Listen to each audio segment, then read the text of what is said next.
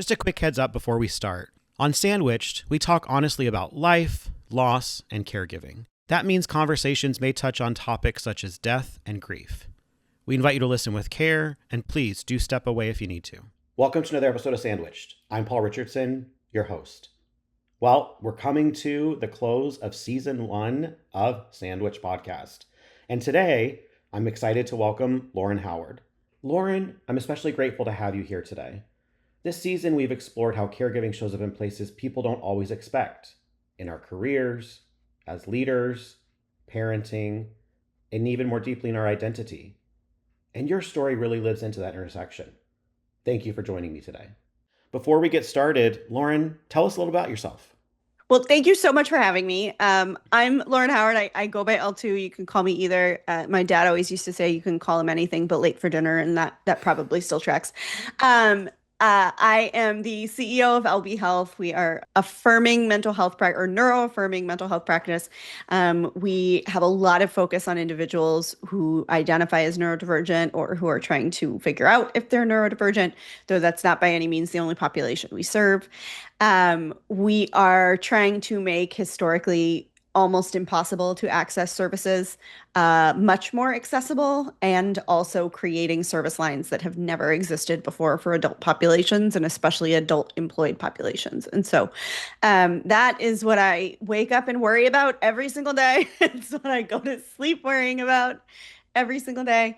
I really kind of ended up, well, I've been in mental health for my entire career. I started running a practice immediately out of college, which was a wild ride, but I really ended up at this part of my career where we're diving headfirst into these more complicated topics of how we make care more accessible and how we address the fact that sometimes mental health care isn't enough. And really ended up here after kind of accidentally building a following on LinkedIn. I just started talking about these experiences that I had had in the workplace, not realizing, really thinking that the whole world was going to be just mortally embarrassed at the fact that I was sharing these very personal things. And instead, the feedback that I got was, oh, wait, that happened to me too. And I thought it was just me. And I realized that it was happening to all of us and we just weren't talking about it, which was incredibly validating and normalizing. And that's really after, gosh, almost 5 years now. That's how I've ended up running a mental health practice designed specifically to address those things.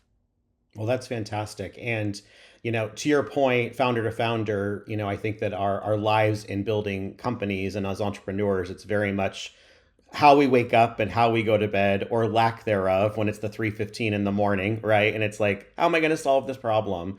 So I absolutely support that. And, I think that really, as I think about Sandwiched, I know there's a lot more in there. Those are really, that's the big topic, right? That's the what you do. But I also want to talk about, what does the sandwich life mean for you? Because I know there's more. Oh, there's so much more. I am I'm sandwiched between so many things that I've reached a stage in my life where there are certain things that I just have to outsource. Mm. Um, it's the holiday season, and there are 7,000 people in our lives that we want to take care of. We want to support. We want to buy them things. We want to do stuff. And my husband is like, he's a very present heavy person. He likes opening new toys, and he's pretty reasonable about most things, but he's pretty expensive taste about like the things that keep his very erratic brain engaged. And this year I just had to be like, you know what, I don't have the bandwidth for it. There's not enough space in my brain to figure out what the thing is. If there's a thing you want, you can tell me, I'll make it happen, but other than that, we're just not there this year. Mhm. We have 2 kids. My mom is 2 blocks away. His mom is 5 blocks away. I run 4 businesses. I have an entire staff who I am responsible to, and for. People need things from me in every capacity. Like 100 times a day feels like a vacation. Somebody is calling, I either hear mom, L2, whatever usually nice, but sometimes not, name my husband calls down the stairs. Um, my staff calls me. My kids are constantly needing some, there's two of them, but there might as well be 100 of them. They're constantly needing some sort of moderation. And then there's the reality that my husband's mom and my mom, my husband is substantially older than me, to be clear. But his mom is actually younger than my mom. They're within like 2 years of each other, and they're both Yeah. hitting that point where we're thinking about like, all right, they both need new cars, but this is probably the last car. Hmm. We are out of space in our house, but it doesn't make sense for us to just buy a bigger house. We probably need a space big enough to house like multiple people who don't live with us currently. We have full-time childcare, who I'm very fortunate to have, and she's been with us for almost 8 years. And my kids are older now. And so, do we need childcare or do we need adult care? Do we need Yeah. people to chase around these grown-up three-nagers that are constantly crushing my life? It constantly feels like we're robbing Peter to pay Paul, whether it's in emotional Yep. energy, whether it's in Yep. actual finances, Yep. whether it's in human Yep. resources to take care of things, whether we need people-driven places. There was a situation a couple weeks ago. My mom had a kidney transplant probably 4 years ago, and she came over to my house, and she just like didn't look right. Mhm. And I was like, but if I tell Mm. her, then it becomes a thing. Then it's like the Yeah. end of the world.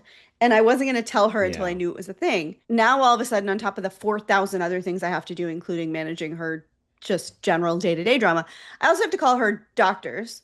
I also have to do it on the sly so that we don't have like an epic meltdown that now becomes part of my day. I also have to make it clear to the person I'm speaking to at her doctor's office that like please like have them call me back. Do not call her. I'm authorized on her records. Do not call her. So what do? They call her. And he called her like a week later. I was like, the thing that I wouldn't be calling you if it wasn't an emergency. Like, why did you take a week? By that time, I had already sorted it out. So anyway, it's just like every time we plug a leak, another thing springs. There are the parts that we asked for, these kids that we Yep. struggled for a lot of years to have, and that, being a mom is the coolest thing I've ever done. And also, if somebody says mom one more time in the next 12 minutes, you might see me on the news. But then also these things that like nobody told us about, that like someday, despite the fact that both my husband and I have three siblings, so there's 8 children among us, and yet my mother and his mother are at our house all the time, and I'm going, where is this army of support we're supposed to have? But that's just, when you're the one who takes care of the things, you're the one who takes care of the things. The army kind of, not that it disappears, but having to ask for the help is as much work as doing it yourself. Yeah. It is. Yeah, that's our daily chaos where I feel like I'm raising 700 kids and 14 adults. So I want to circle back to a couple things, but before I do, so for our listeners, would you like me to say L2 or Lauren? What is your preferred? Either's fine. Okay. Okay. Clearly, it sounds like based on how many directions you get pulled. But I love what you just shared because I knew your life was way more sandwiched than kind of the initial intro. And I know for a fact that so many of the people in the sandwich generation, feel differently and very similar, right? They're being pulled in a million directions. I loved the analogy you used where you're plugging one leak just for another leak to spring out somewhere else.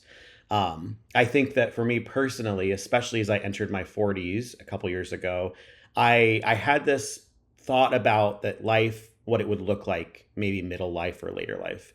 And it's not in so many ways, and in the best, for some of the best reasons. But one of the things that I've really realized is that life doesn't get easier. We just get better at managing the leaks and the things that get thrown at us. Yeah, I thought that as my career advanced, as I got closer to doing the things I wanted to be doing, as I was more in control of it, that one day I would wake up and I would know where the money was coming from, and I would know how to, and that we would have everything under control, and I like my life, sorted out in color-coded files. All of that was going to be taken care of. And I talk to a lot of people every day, mostly women, but it Yep. runs a gamut, who who have this notion that like someday they're gonna wake up and understand life and like just know how to do life. I'm like, we are all making it up as we go. Like they let you have kids and they give you zero instructions. Yep. They're just like, don't screw this thing up, or if you do, only do it a little bit. Yeah. And like this is the thing I ask my husband all the time. Like, what do you think our kids are gonna go to therapy about? Because like there's Yep. always a thing. Every Yep. generation has a thing. And like I think we're doing an okay job, but we're screwing them up in some way. We must be. And so like I wonder every day, like, what are our kids gonna go to therapy for? Because it's gonna be something. Yep. And so it's just you never wake up and feel like, oh, I've got this. I don't even know what this is. Life. This is life, right? I think that's the way I think about it. Um, well, it's interesting when you talked about there is no instruction manual for having kids, right? Think about it. I feel like, and I'm not a parent, but I have many children in my life that I've been very involved with, nieces, nephews, cousins. I know it's not the same, so I don't want to assume that it is. I'm a dog dad, so that's been my experience in parenting. Um, but what I also feel like for me personally, and I'd be curious your perspective on this, while there is little to no kind of this is how you be a great parent, I feel like there's even less about here's how you care for your aging person. 1,000%, especially because it's not like you're coming into the situation without all kinds of baggage and know-how of this person, and you each know how to push each other's buttons. And it's not like a kid whose personality is still forming and it's going to change Yeah. substantially every 6 months and you're going to learn new things about them. Like, you know what you know. Yep. And I grew up with both of my parents. I had a really, really strong relationship with my dad. My dad didn't have to say anything for me to know. We were that connected. I say we finished each other's sandwiches. We were that close and connected. And that is not the relationship I have with my mom. My mom has no calming effect on my life. My mom has no she adds the stress whether she means to or not. Nobody told me, I mean, nobody could have known, but nobody told me what it was going to be like navigating her life as the adult in the room.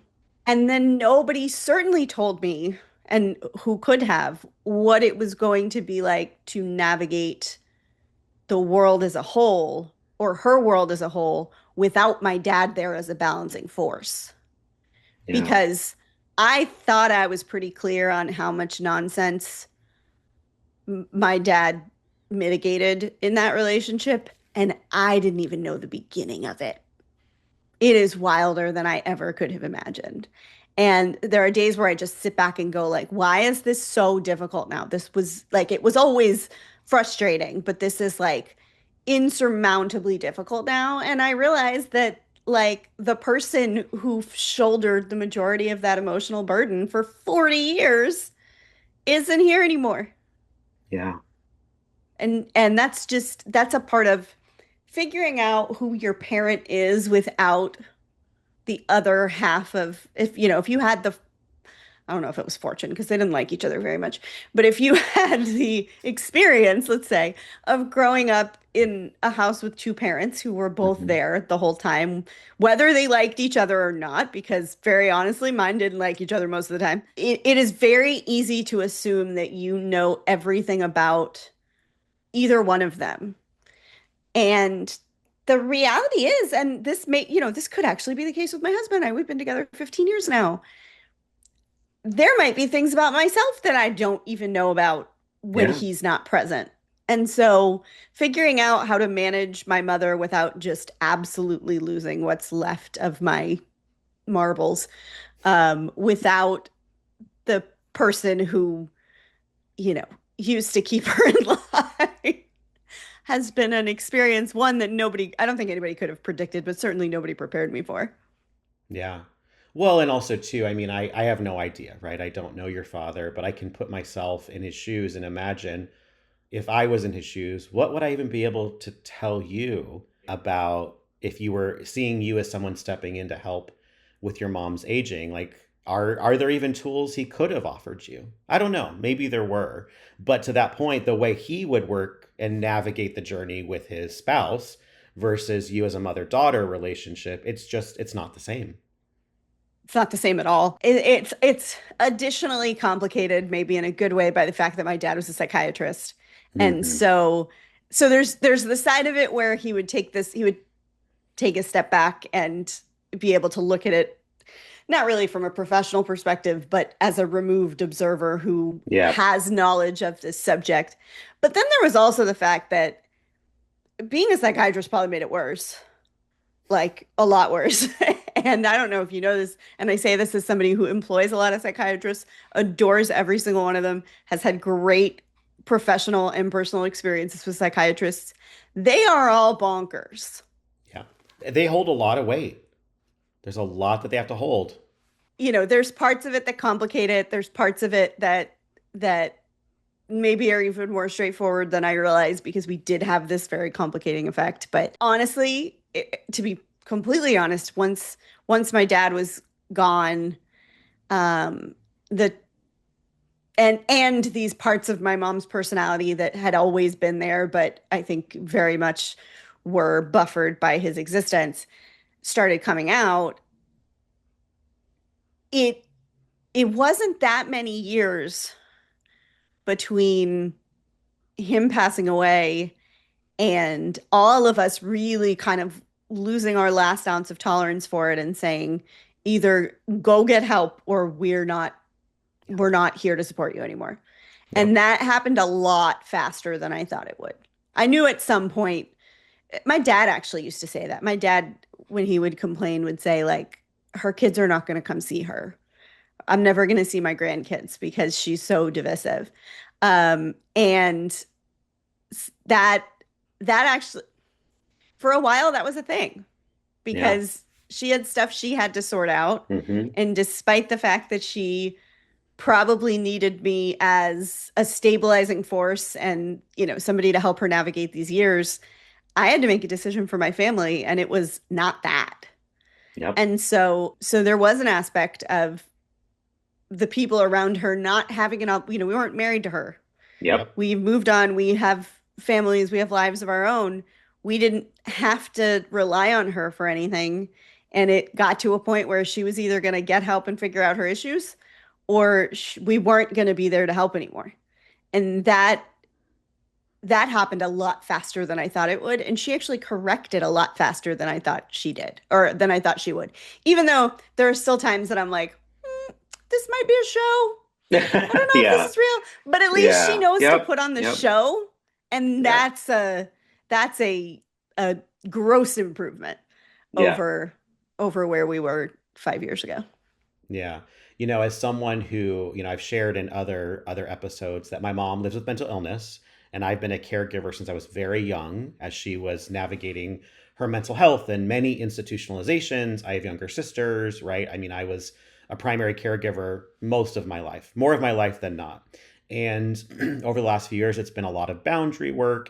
And actually, early this year, very interestingly, I had to put a very strong boundary about limiting interaction because from me on the other side, I was like, I feel like there's more at play here.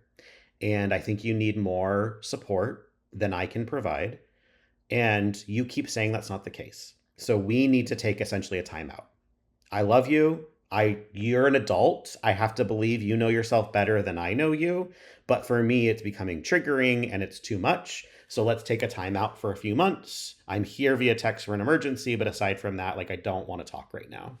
And to your point, it was very difficult. Obviously, I heard through the grapevine some difficult feedback from family Who do members. I know Right? that? Yeah. Yes. And I was like, you're welcome to step in. I support that. If you feel differently, please step up. And they're like, no, no, no, no. I was like, exactly. Because deep down, it's a little off. But to your point, she did do some great work and she did recover faster than I anticipated. And it was a good reminder to me sometimes that we all fall into roles. Even me and where I was parenting my mom, I created a safety net over 30 plus years of lived experience between her to where she could look to me to parent her in difficult moments. And I'm like, I'm trying to parent myself right now. And this business and my team and all of the other pieces, like I don't want and can't do that anymore. Right. And so, I think that I we both are sometimes can be in part of the show, right? And I think it's the what we learn and how we navigate through it. And it's not easy. And I'm grateful that she did recover more rapidly and that you took the time and space needed to be able to do that, because I think sometimes people don't, or they stay in the midst of it and it creates more and more resentment or anger or whatever, fill in the adjective. They let guilt win. They let guilt Yeah. make the decisions instead of letting, Yeah. Guilt is an incredibly strong driver and often comes from places that truly don't exist. Mhm. So you feel, this was something I struggled with a lot. And first it was guilt that I wasn't being a good daughter or wasn't, Yep. honoring my family in the right way. And then I got so burned out from dealing with the nonsense that I felt horribly guilty and empty that I didn't feel bad anymore. And like, Mm. these are the ways that we torture ourselves, right? Yeah. I had finally set the boundary. I had finally stopped letting her decisions and the harmful things that she did control me. I had finally stopped looking for them as part of every equation. And instead of saying, man, this is such a growth moment for me that I have finally figured out how to navigate this life without that obstacle in my way, I'm sitting around feeling awful that I don't feel bad. Yeah. Yeah. Like, I don't feel bad because I don't have anything to feel bad for. But Yep. not feeling bad, somehow not finally getting so exhausted of the situation and deciding I couldn't be part of it and being comfortable in that decision made me feel so bad because we have been conditioned to believe that choosing yourself is selfish. Yep. And there was the part of the moment where I realized that like at the time, I think I thought I realized it was never going to get better. I'm also very hesitant to say that things are better now because, like I said before, it's always hard to tell if this is just like Yeah. part of the show or if I'm choosing to believe that we are really making progress, but I don't know that. And there's always Yeah. going to be a general sense of hesitance about that. But there was this moment, and I truly don't even remember what she did. I don't remember why the situation emerged or what was around it. But I remember I was sitting in my office up north and I don't remember if she had called or texted, but there was some kind of communication that came to me that I was expected to respond to. And it came from this place of entitlement and immaturity and insecurity. And I just looked at it and like very out loud said to myself, she's never going to be the adult in the room. Yeah. Yeah. It's never going to happen. And that, of course, led to the downstream effects of realizing that I had always been the adult in the room, even when I was a Yep. kid, even when I technically had the quote unquote good parent who was there to Yeah. create the better situation. He didn't intervene. He let me be the adult in the room. I'm the only girl of 4 children, so there was never any hope that I Mhm. was not going to be running the show. But that was a hugely instrumental moment to deciding, one, what that boundary was going to be. 2, what I was no longer going to look for in anyone else. I couldn't do it. It was Yeah. destroying me waiting for somebody else to show up with the answers because nobody in my life had the answers, and certainly not the person who was supposed to have the answers. But then it also gave me the space to say, like, cool, if you want back in, here's the things you have to do. And then I knew what I actually needed from her. And I also knew, and I don't know why, but I also knew that it wasn't my responsibility to teach her. Yes. Yep.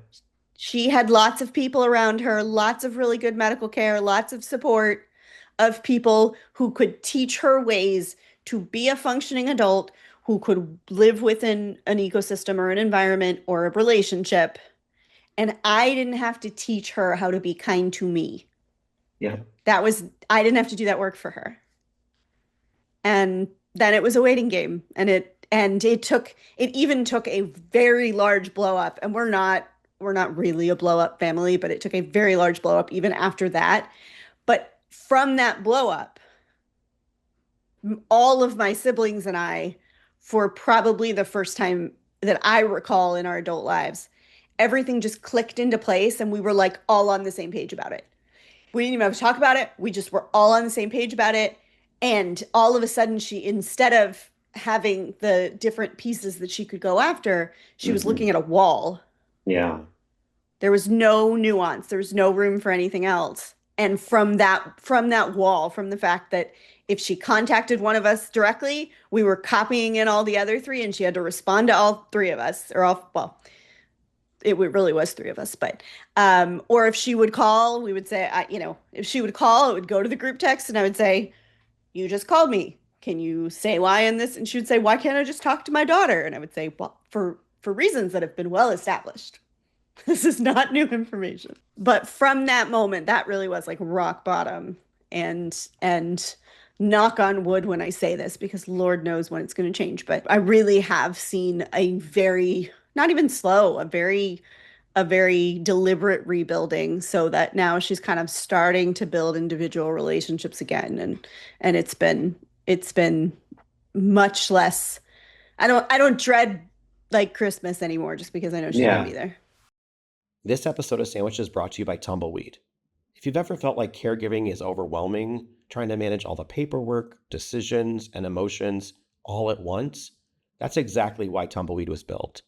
Tumbleweed helps families get organized and stay connected around what matters most: your loved one's wishes, their important documents, and all the stories and memories that deserve to be remembered. And now, they recently launched CC, your care coach in your pocket, which is an AI guide that offers support, reminders, and gentle check-ins when you need them most. CC helps make sense of what's next, one step at a time. Because caregiving shouldn't have to feel like you're doing it all alone. To learn more or start your journey today, go to tumbleweedplan.com. That's tumbleweedplan, PLAN.com, and click Get Started. Now back to the show. Well, I mean, I think there's so many pieces of that one I resonated with, and I imagine a lot of listeners may as well.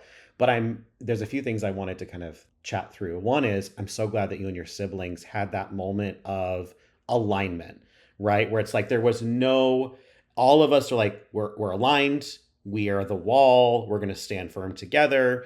Because I do think that so often, and family dynamics, everybody has them, right? No matter how big or small your family is, there are the people you call for certain situations, or whether it's manipulation, or you just want an ear that will listen, or someone who just take your side, right? The whatever it is kind of irrelevant, but I'm so glad you had the alignment.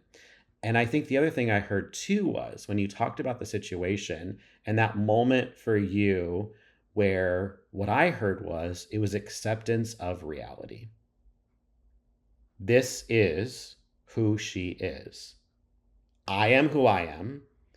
And this is not the life I want going forward. So what does that mean? Because when you said that, it very much resonated with other conversations I've had with folks like ourselves, whether it's they never were caregivers until a parent became elderly, or those of us who've been doing it for far longer than we ever realized. For many of us, there was that moment of realization of, okay, they love me in most situations, right? I won't speak for every situation. I'll speak for mine, and it sounds like in yours, in the best way they know how.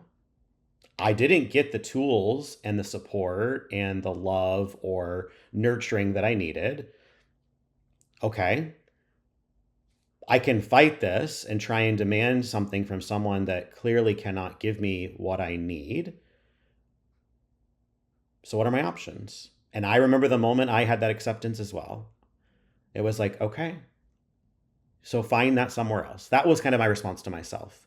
Find whatever it is you're trying to fill whether it's through friendship or an intimate partner or, close connections.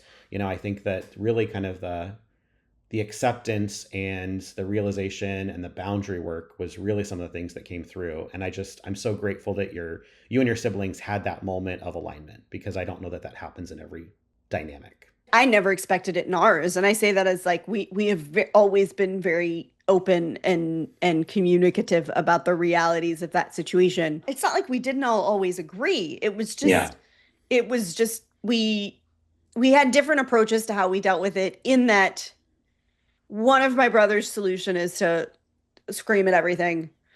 One of my brother's solution is to just stop responding to everything. And then I'm stuck in the middle going, well, okay, it doesn't help to have you yelling all the time and being aggressive all the time, because that doesn't solve anything.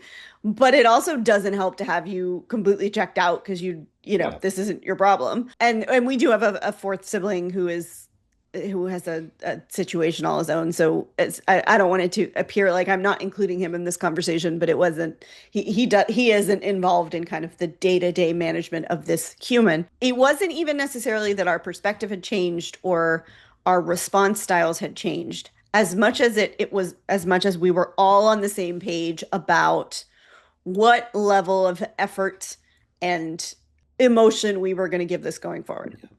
Yeah. We are done. We are all done at the same level. We are all interested in your decisions at the same level.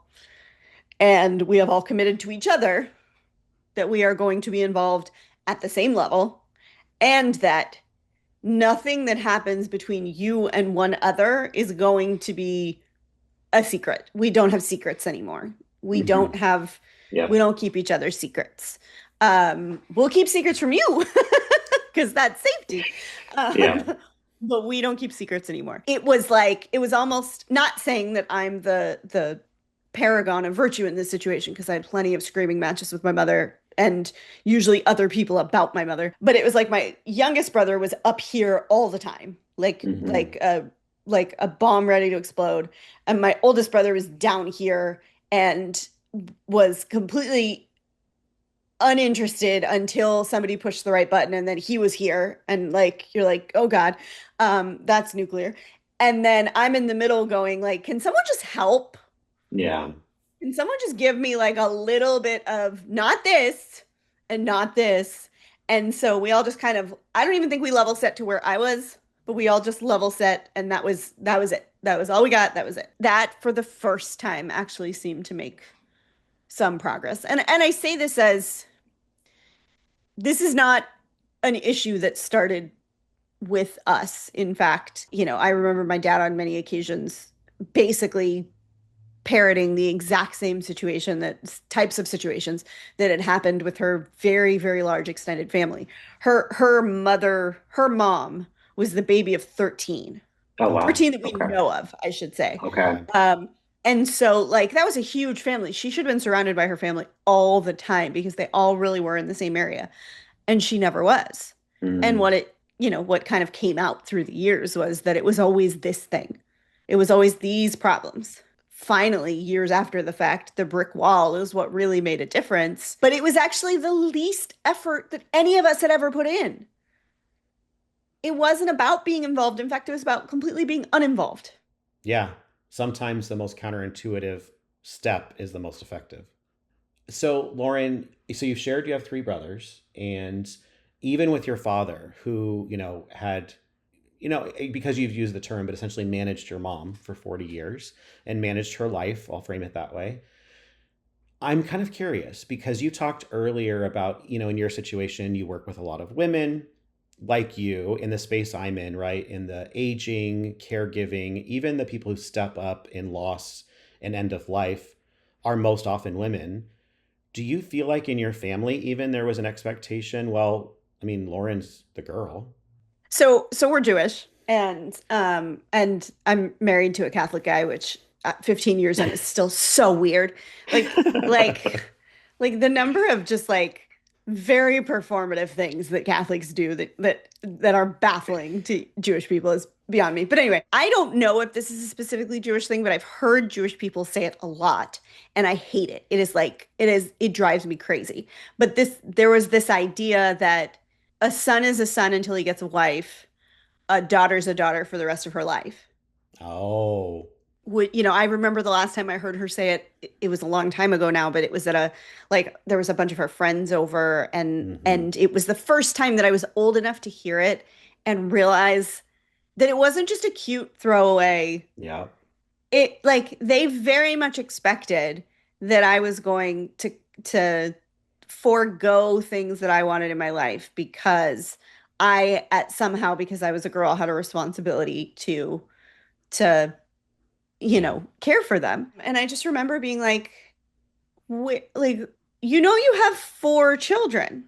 And I will say, to his credit, my dad did not hold that expectation whatsoever. There was a situation I remember when I was I think I was 19, and I was at my parents' house.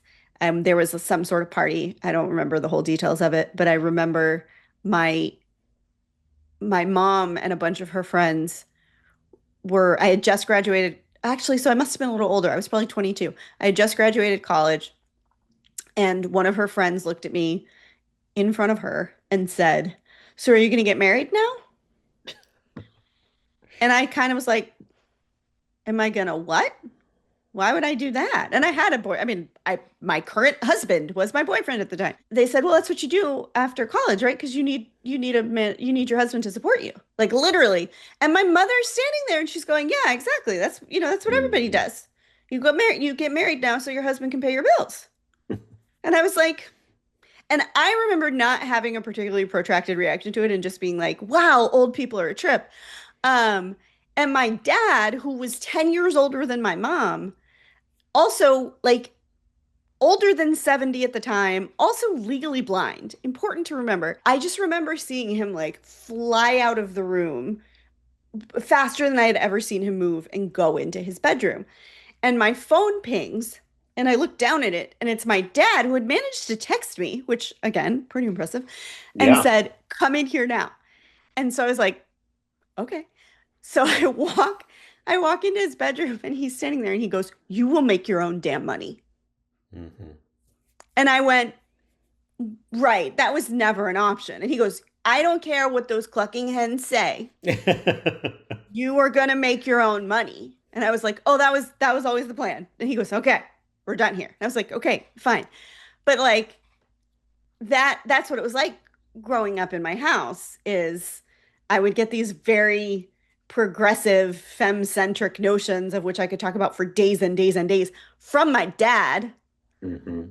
While my mother was like, "I don't know how you're going to afford those things. You're probably going to need to find a good man." Mm-hmm. I'm a good man. Yeah. Yep. I've got this. Yeah. Well, and that's why I wanted to ask you. I mean, obviously I heard some of those components, and I grew up with a lot of women, right? As a gay man, which I'm very open about. We get welcomed into conversations with women at a different level. Often I feel, it's a little bit more trusting space. And so I've heard similar conversations most of my life. And I wanted to kind of lean into the moment and let who a lot of our listeners know are women, right? And women identifying, to know that they're not alone in this, and that people do see it and they do hear it. You shared that you are Jewish and were brought up Jewish, and so that was your kind of your cultural experience. And that term, or that little, as the women were cluck, talking about, that basically a daughter never leaves, is essentially kind of the way I translated that in my mind. I think that happens in a lot of cultures, right? It probably looks different and they have their own nuances to it. But there's this, I feel like, and that's where for me, as a founder of a tech company supporting family caregivers, especially in our aging population, I really try and understand and let people know, just because you're expected to do something doesn't mean you need to do it alone. And what and how can we help? And also, how can we shed a light on? It's too much. The weight of all of that is just too much for people to bear alone.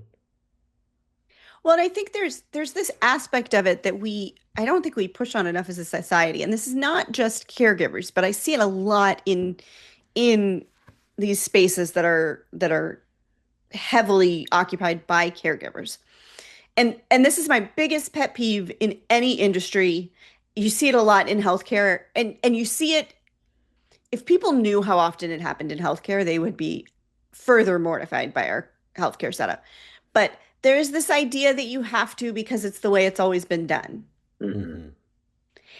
And when you start actually looking into that, when you start actually evaluating why, or ask somebody, okay, I understand that that's the way it's always been done, but can you tell me why? People can almost never answer it. And we deal with a lot of people with neurodivergence at my practice, and they are people who have developed who have a history of rubbing people the wrong way because they look at bad systems and say, can someone tell me why we do this? And no one ever can. And instead of looking at it and saying, oh, you're right, nobody can, there's no actual reason for this, it's just the way we've always done it, they get mad at the person for pointing out the problem. And that's Yeah. very, very common of analytical thinkers. But it applies so much to caregivers because, there is a whole world where I could have spent nearly every extra moment caregiving for my parents and not asking anything of my siblings. Because in our family history, that's the way it had always been done. And I don't even mean our nuclear family. I mean, going back generations. My aunt on my mom's or my dad's side took care of their mom until their mom passed away. And there really wasn't an expectation that anybody else was going to help. Mhm. She was the oldest daughter. She had the relationship. She was going to do it. And there's a whole different story there, but even my dad didn't really push back on that structure, and didn't really rock the boat on it at all. And so you look around and you say, why are you the only person who's working? I had a post go viral on LinkedIn, like, God, it was probably 5 years ago now. And in that post, I said I had been working 100-hour weeks for this company, sometimes as much as 120-hour weeks. Jeez. And it was filled with, the comment section was filled with almost exclusively men saying, that's not possible. You didn't do that. It's not possible. And I took a step back and was like, these people, these men don't realize that every single woman in their life, whether it's at a job or at a combination of different things, every single woman in their lives is working 100-hour weeks. Yep. Yeah. Sometimes more than that, because they're expected to be caregivers. If they have children, if they have elder family members, when they don't have children, they're treated like their time outside of work isn't important, so we can throw more things at you. You don't have anything else going on. Why can't we Mhm. co-opt that time since you're not getting paid for it anyway? Every woman who is a caregiver is working 100-hour weeks at a minimum. It doesn't, and most of that is unpaid labor, if not Yep. all of it. And if you stop and say, okay, why is the female figure or the woman figure in this family doing all of that when there is probably at least one other person, and often one other person that is a male, who does not have the same expectations?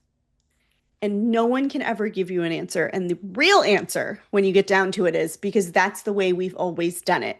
And Mhm. that's a bad answer. It's a bad answer. Agreed. It is. And that's part of, I have talked about this in other episodes. Men in some spaces are starting to step up more, right? To your point, not at the same level in most situations. Of course, there are always some.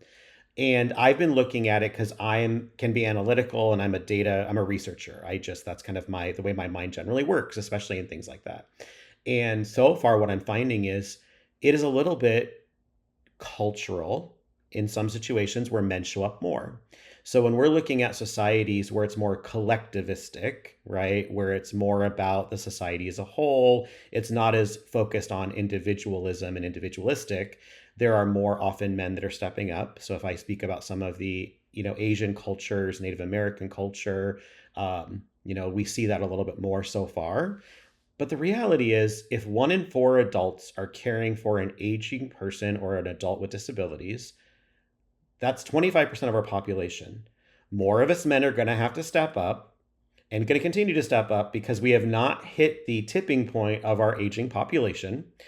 That's still more to come. And so that's part of what I try and do here. And that's why I like to lean into these conversations, because people need to hear it, and we need to be talking about it. And also, I cannot imagine how many women just feel like they're about to break, but they can't because they have no choice but to continue to do the 100 hours.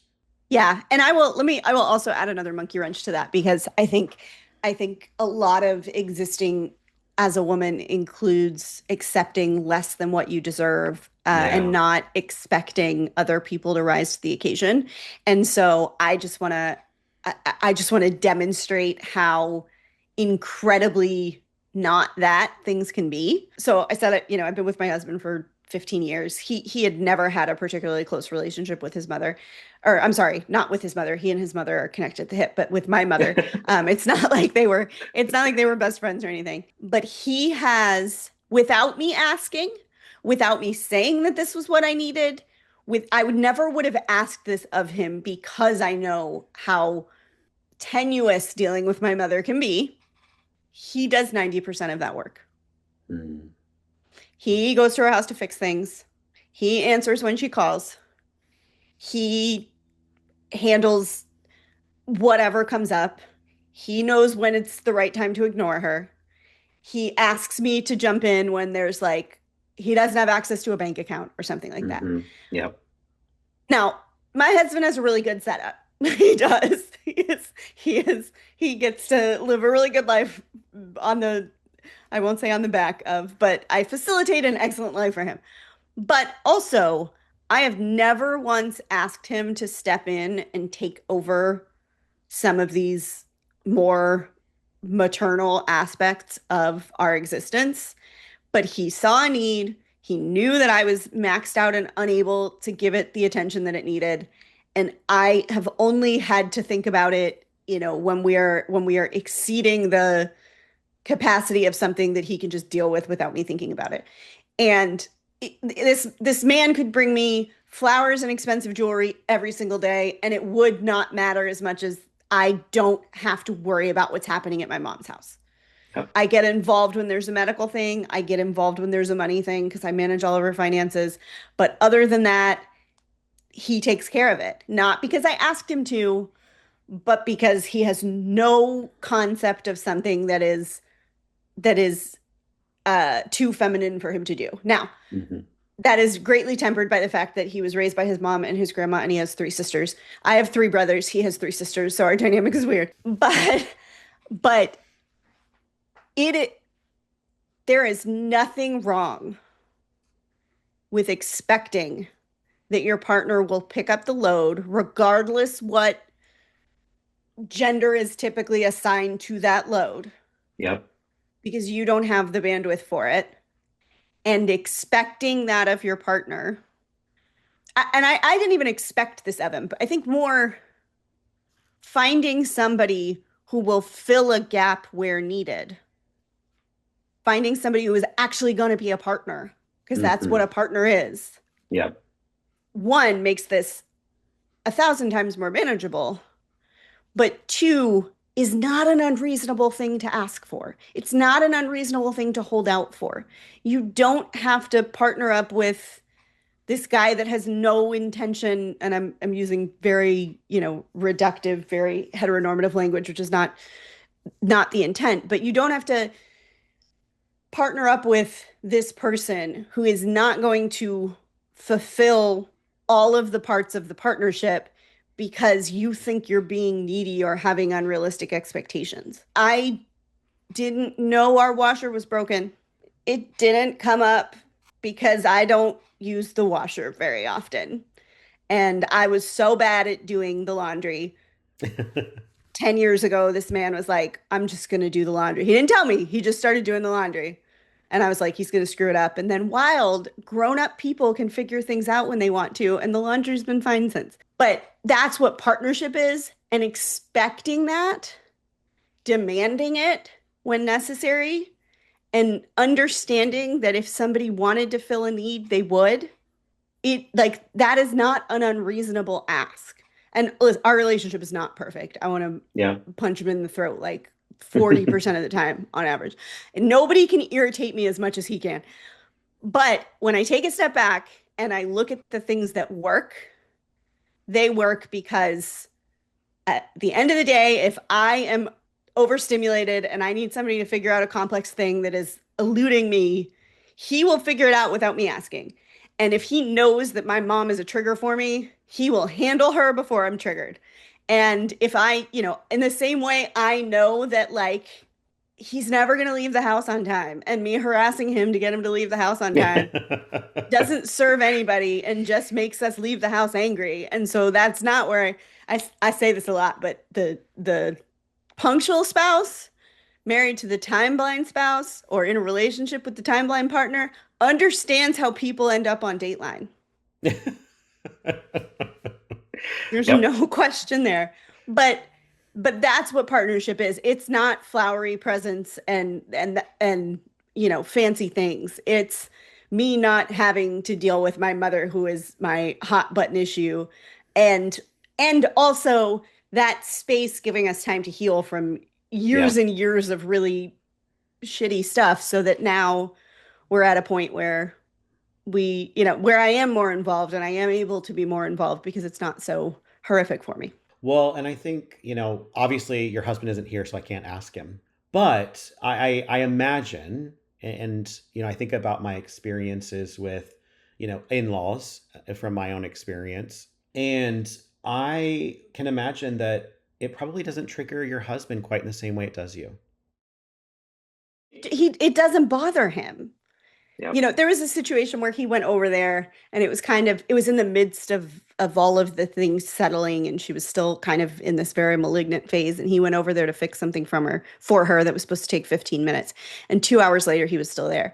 And I was at home. You would have thought he was cheating on me based on, like, I probably would have been less irritated if he was cheating on me based on the way that I reacted, because I knew that she was there and she was spinning tales and she was giving him her side of the story, and her side is never true. And I kept texting him and calling him again, like acting like a jealous girlfriend. He was at my mother's house. There was nothing weird happening. But he got home and he was just like, "What is up?" And I was like, I don't want you there because I don't want her to think that you're believing the things that are coming out of her mouth. And he was like, "Of course I don't believe anything that comes out. I've been around long enough."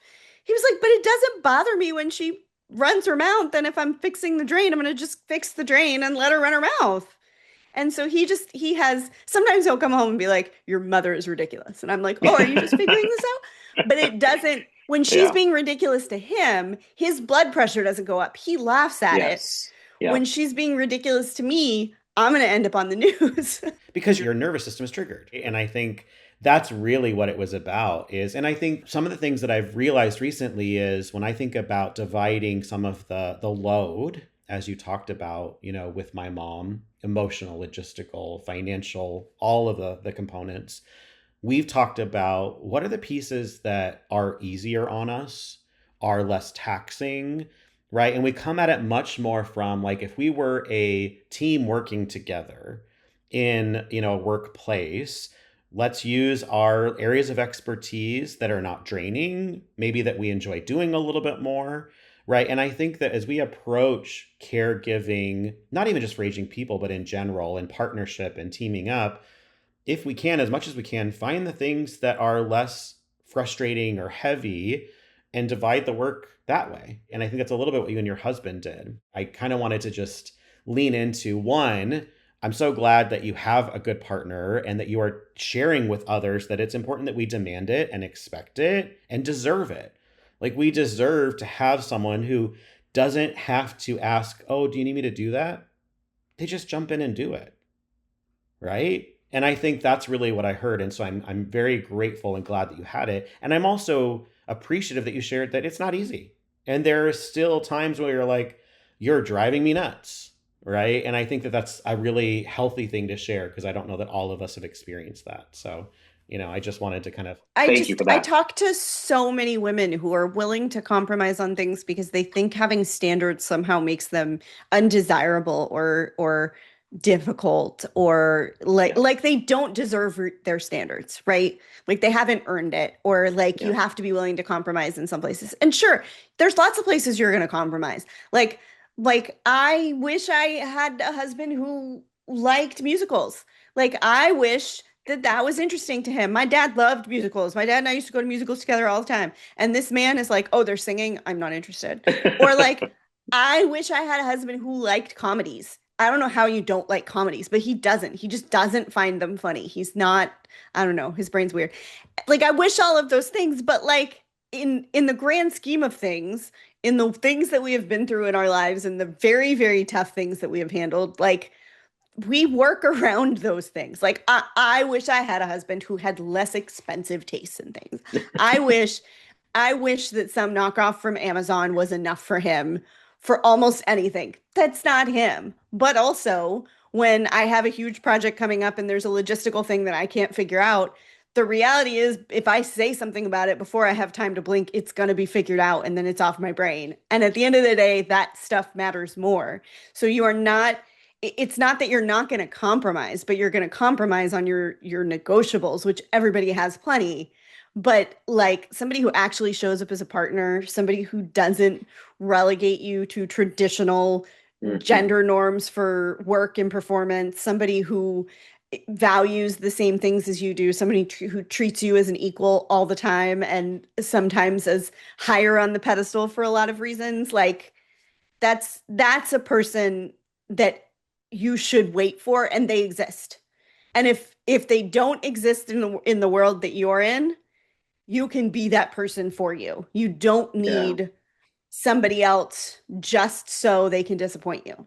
Yeah. And that's functionally what they're going to do. You are allowed to have the hardest standards in the world because there's no finish line. It's not like you have to make this decision now so that you can, get to the finish line to go to whatever the next stage of life is. That's not the way life works. You have your standards. You are not only allowed to, but encouraged to, and you are doing nothing wrong by having them and not allowing somebody to trample on them just because you think you don't deserve it or they think you don't deserve it. Beautifully said. I mean, I love that. So I know there are many more things I was hoping we could get into. And I guess, I hope you'll be interested in a potential future guest. Because I think there's a lot more that I would like to dive into in a future season. But before we wrap up the conversation for today, we talked earlier about that often, whether you're a caregiver, a woman, a person who holds it all together, someone who is sandwiched, that self-care can feel selfish to some people. Any words of wisdom on that for our listeners? Self-care is it's not optional. It's not a perk. It's not an extra thing that you can throw away and not pay attention to. You can get away with it for a long time. But at the end of when it comes back to point out that you have not paid any attention to it, it will do it in a way that is debilitating, so that you can't bounce back from it. This is something I struggle with a lot because I'm frenetically active most of the time. I like to be doing something productive all the time. And when I'm not doing something productive, which is a bad classifier, I beat up on myself like I didn't usually do 18 hours of work in a 6-hour time frame. A couple of years ago, after I went through a really, really horrific bout of burnout, I realized I don't remember if someone said this to me or if it just finally kind of clicked, but rest is productive time. Yes. Just because you are not moving does not mean you are not doing anything, because there is an entire function of your body and your nervous system that happens regardless whether you're moving or not, regardless whether you're actively using it or not. There is an unwinding process that happens in your brain that can only happen when you are not actively using your brain. I deal with 7,000 problems every day, and I have 45 different programs I need to plan, and everything is chaotic all the time. But I have had to learn to find times to either do really mindless work or do something like a puzzle or a paint by number of which I'm terrible at, so that my hands are busy, but my brain is not. It requires very little of my active mind. Because if I spend an hour or two doing that, as opposed to the sitting there beating myself up that I can't finish whatever the task in front of me is, my subconscious will do all the work for me. And I Mhm. will come out of that session knowing what's next. Whereas in the other situation, I would have sat and spun my wheels and beat myself up that I wasn't being productive in that time. There is work that gets done whether you're involved or not, and all you have to do is pave the way. So you give it, you sit on the couch for 3 hours and watch terrible Hallmark movies because they require zero thought. There is no calorie burning happening during that movie. But that time is where your body regulates itself. It's where your subconscious does a ton of work because there's nothing else happening. It's where problems get solved within your brain and your body. It's recovery time, which is necessary anytime there's exceptional activity. And whether you realize it or not, there is work happening and you don't even have to do it. And so I say this to people all the time. Rest is productive. It's not sloth. It's not laziness. It is time that you are delegating the work to parts of you that you are not in control of. And it is very, very hard when you're in a caregiver situation to align with that, to find the time for it. Yeah. But it is vital to, this sounds dramatic, but it's vital to survival, especially in that unrelenting high stress situation where, again, when you have kids, you can usually call a babysitter. It might be Yeah. expensive, it might be not in the budget, but you can find a babysitter and you can figure out how to make it work and you can go take 2 hours. Like, you can't really call a babysitter for your aging parent. You can, but it's a totally different beast and it's way more complicated and requires a totally different level of support. So when you're in that caregiver mentality, you have to very consciously understand that you moving all the time does not serve the person you care for, certainly does not serve you, and finding a way to carve out the time, whether it's to lay in a bathtub or to take the shower that you have been owed for however long, or to sit and do nothing, or to binge watch a show on Netflix or whatever, or even just to actually fall asleep, because rest and sleep are different. Yeah. All of those things are productive and make it possible to do everything else for longer. I love that. Yeah, rest is productive. And I don't think we're taught that. I don't think anywhere.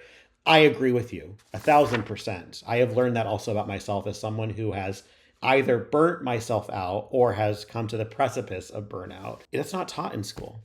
Maybe we need to go back and think about, when I was little, I didn't like it as much, but now as an adult, I would love it, nap time, right? And often nap time was just laying there or listening to music or just giggling to the person next to you while you're just sitting there, right? Whatever the it is, but rest is productive. I love that. Thank you. I mean, I don't want to set an expectation that I'm good at listening to it, but I'm better at listening to it now than I was then. And the messaging that we get, from the world at large is work harder, slam an energy drink, Yep. consume copious amounts of caffeine, sleep when you're dead, whatever, Yeah. whatever. That's not, you sleep when you're dead and you'll find dead sooner. Yeah. Life is meant to be lived. That's my perspective. Well, Lauren, thank you so much for your generosity of time and your openness. I mean, I'm so grateful that we got connected through someone else in the ecosystem and, that we had some conversations about both of our personal lived experiences and that you're willing to share it with our guests and with our listeners here at Sandwiched. So thank you for joining me today and happy holidays. I cannot believe that we're coming to the end of 2025. But I'm excited. This time of year is always for me a little chaotic, but I also get excited about what's coming next. So thank you. Absolutely. Thank you so much for having me. And to all of our listeners, we are coming up on the end of season 1. Thank you so much. It's been fantastic. So after today's episode, we have one more episode on December 26th, and then we will see you sometime in 2026. Thank you so much. Sandwiched is a Second Act studio production with production support by Brennan Plank and the Tumbleweed team. We thank Tumbleweed for their support. And remember, we are better together. See you next week.